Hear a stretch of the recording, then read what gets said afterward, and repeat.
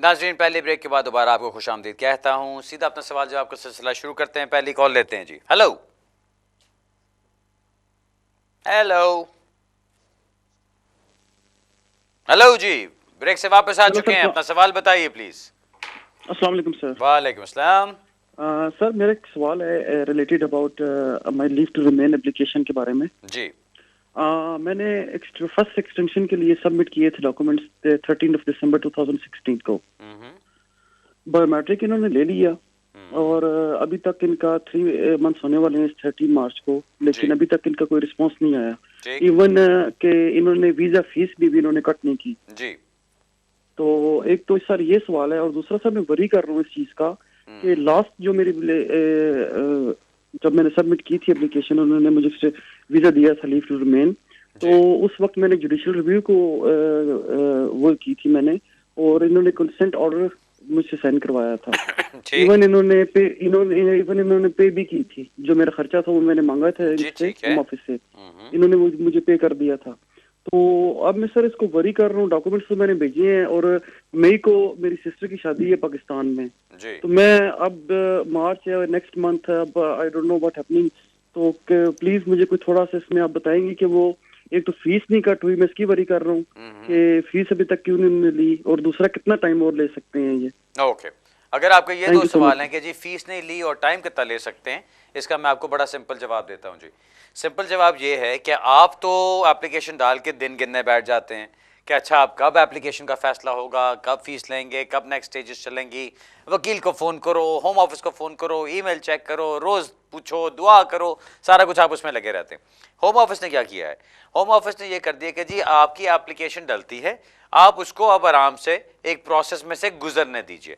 Process क्या है? आपने पहले डरम एप्लीकेशन भेजी अपनी, वहां पे आपकी पेमेंट होती है। पेमेंट होने के बाद वो एप्लीकेशन किसी को ट्रांसफर कर दी जाती है, चाहे वो क्रॉयडन में जाती है, चाहे वो शेफील्ड में जाती है। जो भी होम ऑफिस का डिपार्टमेंट उसको डील करेगा, उनके पास चला जाता है। वहां पे फिर दूसरा डिपार्टमेंट होता है जो आपके बायोमेट्रिक लेटर्स इशू कर देता है। अब एक स्टैंडर्ड चीज जो आ रही है इस तरह की एप्लीकेशंस में, वो यह होता है कि हमें दो लेटर्स आते हैं। एक लेटर पे लिखा होता है सबसे पहले ऊपर कि your application, thank you for your application, जो आपने सबमिट कराई। आपकी एप्लीकेशन के अंदर बहुत से ऐसे वो फिक्र अंदाज किस्म के मौजू निकल आए हैं कि जिसकी वजह से हम फौरन इसका फैसला नहीं कर सकते और इसमें हमें नॉर्मल से ज़्यादा टाइम लगेगा।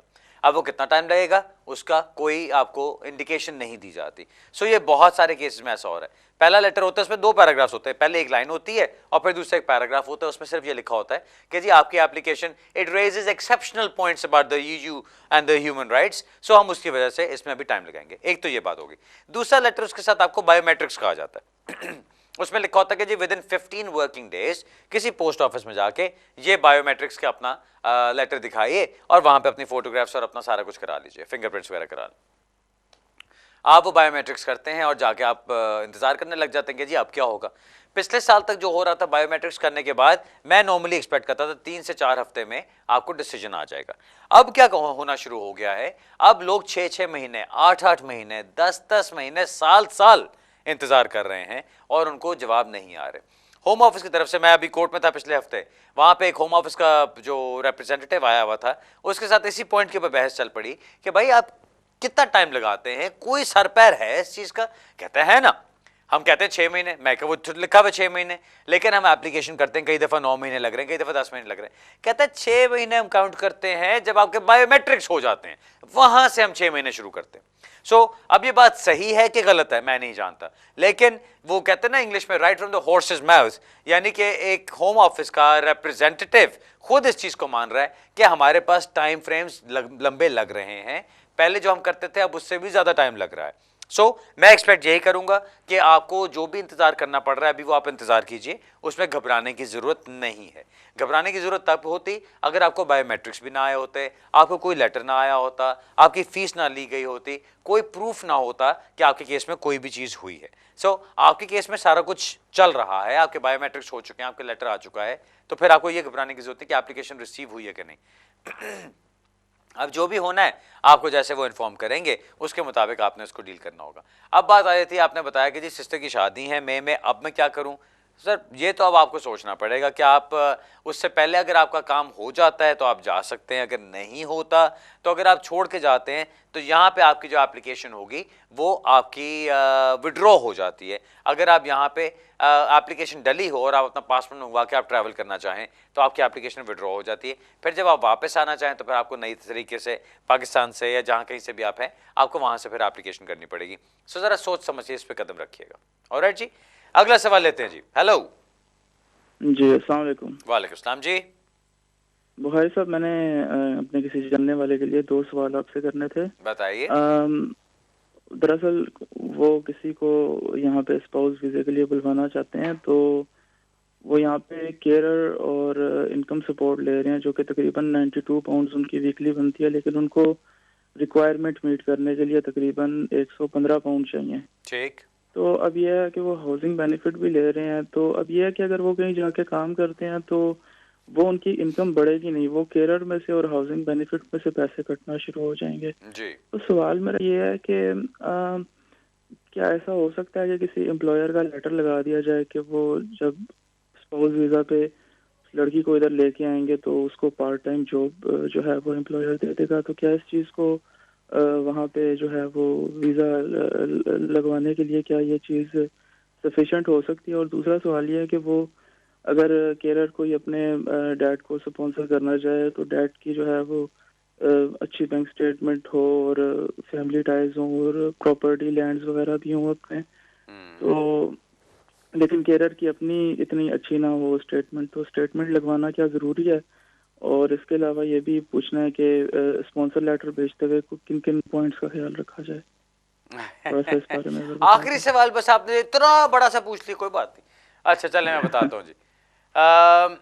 एंड अदर पॉइंट्स, नंबर 1 जी, जो आपने पूछा आपको कैरियर और इनकम सपोर्ट चल रही है और उसके ऊपर जो अमाउंट आता है वो तकरीबन 95 पाउंड्स अ वीक आ रहा है, जबकि आप चलना चाहते हैं उसके ऊपर 115 के ऊपर। अब अगर आप कहीं काम करते हैं तो वो मसला है, अगर काम नहीं करते तो अब भी मसला है। एक तो चीज़ ये कि जो आपका हाउसिंग आपको ऊपर से मिल रहा है अब उसको भी कैलकुलेट करें बीच में। व्हाई नॉट, जब सब कुछ डालना ही है तो पूरा कुछ सारा कुछ देजकी में डाले पे देखे क्या बनता है। ठीक। सो उसके अंदर आप अपना जो भी बेनिफिट्स आते हैं, जो भी इनकम सपोर्ट वगैरह आती है, जो कुछ भी आता है, हाउसिंग बेनिफिट जो भी मिलता है वो भी सारा इसके अंदर डाल के नंबर 1 एक तो वो चीज़ कर लीजिए जो कि यकीनन आपको वो 115 के थ्रेशोल्ड से ऊपर ले जाएगा। दूसरी चीज़, अगर वो काम आप जब जिन साहब की आप बात कर रहे हैं अगर वो काम की तरफ नहीं जा सकते और दूसरी तरफ वो ये कहते हैं कि जी जो मेरी वाइफ आएगी उसके लिए मैं एम्प्लॉयमेंट का लेटर ले लेता हूँ तो उसकी वजह से हो जाएगा, उसके ऊपर आप इमिग्रेशन रूल्स को सेटिस्फाई नहीं कर सकते बिकॉज इमिग्रेशन रूल्स में उसकी गुंजाइश ही नहीं है। इमिग्रेशन रूल्स ये कहते हैं कि अगर आप स्पाउस के लिए किसी को बुला रहे हैं, you are a person present settle in the UK, तो आपको एक मेंटेनेंस की इनकम की रिक्वायरमेंट पूरी करनी है। अगर तो आप वो रिक्वायरमेंट पूरी कर लेते हैं तो बात खत्म हो गई। अगर आप उसको पूरा नहीं कर सकते तो फिर आपको कुछ और करना है। कुछ और करने में क्या है, या आपके पास सेविंग्स होनी चाहिए या आप किसी एग्जाम्पशन में आए। अब आपका यहाँ पे एग्जाम्पशन का मामला आ रहा है कि जी मैं केयरर्स अलाउंस ले रहा हूँ तो उसकी वजह से मैं काम उस तरह से नहीं कर सकता जो मेरा होता है। जब आप काम उस तरह नहीं कर सकते और आप मेंटेनेंस की रिक्वायरमेंट पूरी नहीं कर सकते तो फिर आपको एक मिनिमम थ्रेशोल्ड दिखाना होता है कि जी ये मिनिमम मैं जो एडिक्वेट रिक्वायरमेंट्स है मैं उनको पूरा कर सकता हूँ, जिसमें आ जाता है कि जी एक मियाँ बीवी अगर बेनिफिट्स पे रह रहे हों तो उनको कितने पैसों की जरूरत होगी। अगर आप वो पैसे कमा रहे हैं तो आपका काम हो जाता है। सो मेरा ख्याल है अगर आप अपना हाउसिंग भी इसमें इंक्लूड कर लेते हैं और आप अपना बाकी सारा कुछ भी कर लेते हैं तो उसके ऊपर आप इस लेवल से ऊपर चले जाएंगे। लेकिन जो एम्प्लॉयर के लेटर की आपने बात की कि जी वो सिर्फ एक लेटर लगा देंगे तो उस पर बात बन जाए, वो बात नहीं बनेगी। उससे अगला आपने सवाल पूछा कि जी जो स्टेटमेंट्स वगैरह लगानी है, फादर की स्टेटमेंट स्ट्रांग हो, अपनी स्टेटमेंट स्ट्रांग नहीं है, उसके साथ गुजारा हो जाएगा, वो भी नहीं होगा बिकॉज जो मेन एप्लीकेंट है उसने अपना दिखाना होता है और जो साथ उसके स्पॉन्सर होता है उसने अपना दिखाना है। हाँ, आपके फादर की तरफ से 65,000 पाउंड आपके अकाउंट में रख दिया जाए, 6 महीने उसको मत छेड़ें, उसके बाद जिस मर्जी बीवी को आप ले आइए वो आपकी इनकम रिक्वायरमेंट पूरी हो जाती है, क्योंकि फिर आपने अपनी रिक्वायरमेंट को आपने एग्जाम्पशन क्लेम करने की बजाय आपने कहा जी मैं अपनी सेविंग्स पे अपनी मेंटेनेंस रिक्वायरमेंट पूरी कर रहा हूँ। उसका कैलकुलेशन क्या होती है, 18,600 जो कि मिनिमम मेंटेनेंस की रिक्वायरमेंट है, मल्टीप्लाइड बाय 2.5, वो जो भी अमाउंट आता है 16,000 उसमें ऐड कर दीजिए, वो तकरीबन 60-62 के करीब बनता है, जो भी बनता है। मैं कहता हूँ 65 आप लगा लीजिए। यहाँ पे एक पॉइंट और भी याद आया कि अभी रिसेंटली वो जो MM एंड अदर्स केस चल रहा था सुप्रीम कोर्ट में, 18,600 को जो चैलेंज किया गया था कि 18,600 की रिक्वायरमेंट डालना वो ह्यूमन राइट्स के खिलाफ है, कानून के खिलाफ है, कॉन्स्टिट्यूशन के खिलाफ है, वो सारी चीज़ें उठा के बाहर फेंक दी गई हुई हैं। और मेरा ख्याल है पिछले हफ्ते या उससे पिछले हफ्ते समथिंग लाइक दैट, बहुत रिसेंटली हुआ है कि कोर्ट की तरफ से, सुप्रीम कोर्ट की तरफ से 18,600 को बरकरार रखा गया है और यही कहा गया है कि in principle nothing wrong with it, ये बिल्कुल ठीक है। अगर कोई रिक्वायरमेंट ऐसी इनकम की लगाई जाती है फैमिलीज़ के ऊपर और स्पाउस के लिए, तो वो इनकम रिक्वायरमेंट गलत नहीं है और कानून के खिलाफ नहीं है। सो इसको सुप्रीम कोर्ट ने अपहोल्ड कर दिया है। सो अगर आप उस चीज़ की उम्मीद लगा के बैठे थे कि ये ख़त्म हो जाएगा, वो ख़त्म नहीं हुआ, बल्कि इससे मेरा ख्याल है अब होम ऑफिस को ज़्यादा शय मिलेगी कि अच्छा इन प्रिंसिपल तो मान लिया, अब नेक्स्ट चीज़ पे हम ये शुरू करते हैं कि आप पैसे बढ़ाना कैसे शुरू करें। सो अब वो कब से करते हैं मुझे नहीं पता, लेकिन मुझे ये लगता है जो मैं इनका रिकॉर्ड देख रहा हूँ कि कहीं ना कहीं से पैसे बढ़ाने की अब कोशिश करेंगे, अभी नहीं तो कुछ अर्से बाद, कि वो 18,600 से थ्रेशोल्ड को ऊपर लेके जाया जाए। फिलहाल अभी उस पर नहीं गया। तीसरा पॉइंट आपने पूछा कि वो जो आपने छोटा सा आखिर में एक जुमला बोल दिया कि अच्छा जी इसके अलावा और क्या क्या सोचने की ज़रूरत है और क्या क्या करने की ज़रूरत है स्पॉन्सरशिप डॉक्यूमेंट के लिए, मैं भी उसमें नहीं जाऊँगा जी, क्योंकि वो बहुत एक बड़ी फील्ड है। आपके केस के बारे में, आपके काम के बारे में, आपकी फैमिली, आपके इकट्ठे रहने के बारे में, आपकी genuineness of the marriage, validity of the marriage, subsisting marriage, ये तीनों चीज़ों के बारे में आपको एविडेंस देना होता है और ये सब कुछ आपके स्टैट्यूटरी डिक्लेरेशन के अंदर लगना चाहिए। मुझे शदीद इख्तलाफ है उन स्टैट्यूटरी डिक्लेरेशंस के साथ जिनके ऊपर बस एक पेज होता है जिसके ऊपर आपने ये काट दिया I, we, they, he, she, it, whatever, वो आपने काट के उसमें काटा पीटी करके 10 ये कटे, 10 ये कटे, 10 ये कटे, वो काट के आपका एक स्टैट्यूटरी डिक्लेरेशन बन जाता है। I don't agree with that. मैं समझता हूँ आपके स्टैट्यूटरी डिक्लेरेशन के अंदर आपकी तमाम स्टोरी आनी चाहिए कि जो पढ़ने वाला उसको पढ़े, उसको एक जगह बैठ के पता चल जाए कि भाई मैं कौन हूं, मैं कहां रहता हूं, मेरी कब शादी हुई, किससे शादी हुई, किन तारीखों में शादी हुई, ये उनकी तस्वीरें हैं, ये मेरा निकाहनामा है, ये मेरी फैमिली की तस्वीरें हैं, इतनी देर हम इकट्ठे रहे, फिर मैं यहां पर आ गया। अब हम आपस में किस तरह ताल्लुक रखते हैं, किस तरह बात करते हैं, क्या हम एक दूसरे को खतो किताबत करते हैं या ईमेल्स भेजते हैं या फ़ोन पे बात करते हैं या व्हाट्सएप करते हैं या फेसबुक पे बात करते हैं, किस तरह करते हैं, वो सब कुछ आता है। टेलीफोन के बिल्स अगर हैं तो वो देते हैं, मैंने ट्रैवल किया तो तस्वीरें साथ लगाई हैं, जो कुछ भी हो वो सब कुछ आपका उस स्टैट्यूटरी डिक्लेरेशन के अंदर होना चाहिए। जब वो नहीं होता तब लोगों को अक्सर रिफ्यूजल्स आते हैं, जब आपकी तरफ से कोई इंफॉर्मेशन क्लियर ही नहीं होती। अगर आप क्लियर इंफॉर्मेशन देंगे नहीं तो आप कैसे एक्सपेक्ट करते हैं अगला बंदा आपकी बात को समझेगा। सो इसलिए अपने स्टैट्यूटरी डिक्लेरेशन के अंदर सारा कुछ डालिए। अब उसमें आपने क्या क्या डालना है आपके केस के लिए, मुझसे रब्ता अगर करना चाहते तो मैं आपको बता सकता हूं, किसी और से बात करना चाहते हैं किसी और से पूछ लीजिए, लेकिन यहां मैं उन सारे पॉइंट्स में अभी नहीं जा सकता।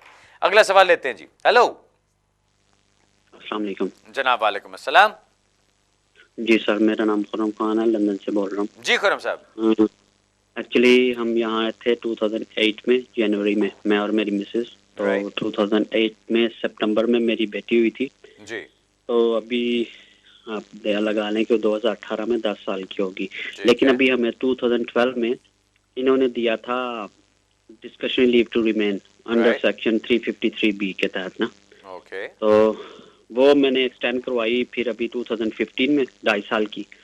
तो अभी 2018 में फर्स्ट ऑफ ऑल तो मेरी बेटी भी 10 साल की हो जाएगी, जी ठीक है। जनवरी में मेरी एक्सटेंशन दी हुआ है, सितंबर में बेटी 10 साल की होगी, ठीक है। ठीक है। और एक और चीज, ये मैं इसलिए पूछ रहा हूँ क्योंकि हम किसी और ट्रैक पे जा सकते हैं बच्ची के लिए, इसलिए मैं बता रहा हूँ बच्ची की एज। और सेकंड थिंग कि हमें पब्लिक बेनिफिट्स अलाउड हैं, जी ठीक है। तो अभी जो मैंने सेकंड एक्सटेंशन करवाई है उस वक्त फीस ये नहीं लेते थे, फ्री था। अभी अब इन्होंने फीस लागू कर दी है, तो क्या मुझे फीस देनी पड़ेगी अब जब करवाऊंगा? जी हम चाइल्ड बेनिफिट टैक्स क्रेडिट वगैरह ले रहे हैं, हमें बेनिफिट अलाउड है, जी ठीक है। और दूसरा सवाल ये है कि अगर इसके अलावा हम कुछ और कर सकते हैं ऐसा कि हम ये इस ट्रैक से इंडेफिनेट की तरफ आ जाएं, ठीक अच्छा है, तो बताएं। और मेरा बेटा भी 2020 में वो भी 10 साल का हो जाएगा जब Okay. मेरी अगली एक्सटेंशन ड्यू होगी। लेकिन ये है कि ये मुझे क्या हमें ये पीरियड पूरा करना पड़ेगा या कि हमें ये 2.5 साल पूरे करने पड़ेंगे या हम किसी और ट्रैक पे जा सकते हैं यहाँ से, ओके ठीक है। मैं बताता हूँ जी। ऐसा करते हैं जी, आपके सवाल के कुछ जो डिफरेंट हिस्से हैं उनको मैं ब्रेक के बाद आके डील करता हूँ, मेरा ख्याल है वो ज़्यादा रहेगा, वरना अभी जल्दी में बात नहीं बनेगी। ब्रेक से वापस आते हैं, फिर इस सवाल का जवाब शुरू करते हैं, बाकी कॉल्स लेते हैं।